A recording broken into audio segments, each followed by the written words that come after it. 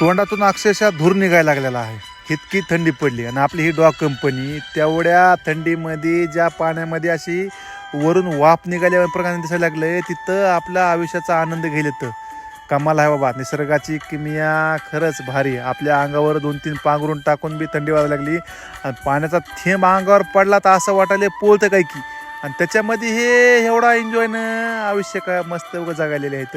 चला, माणसाप्रमाणे ह्यांच्याकडं पैसा नाही, सुविधा नाहीत, पण प्रत्येक क्षण जगायचे प्रयत्न करते. तर ह्यांना विचार नाही पडत की कुणाला काय वाटन, कुणाला काय वाटन, पाणी स्वच्छ आहे का घाण आहे. चला, ह्यांच्याकडे बघून काहीतरी शिकाय भेटतं आयुष्यामध्ये की प्रत्येक क्षणाचा आनंद घ्यायचा प्रयत्न करायचा, कारण की तो क्षण पुन्हा येणार नाही. चला, ह्यांच्याकडे बघून काय ते पाऊल टाक वाटायला लागले. मला पण उडी हाण वाटायला लागली, पण नको बाबा, एवढी पण डेअरिंग होणार नाही इतक्या थंड पाण्यात पोहायची. पण पलीकडून राणी आपलं मस्तपैकी आनंद घ्यायला दिसायला लागली. काही दिवस पळून ज्यावेळेस डोली आली त्यावेळेस थोडी डोली हापकली होती, पण आता पुन्हा मूडमध्ये आलेली आहे, मस्तपैकी उगं पोहून घ्यायला लागली.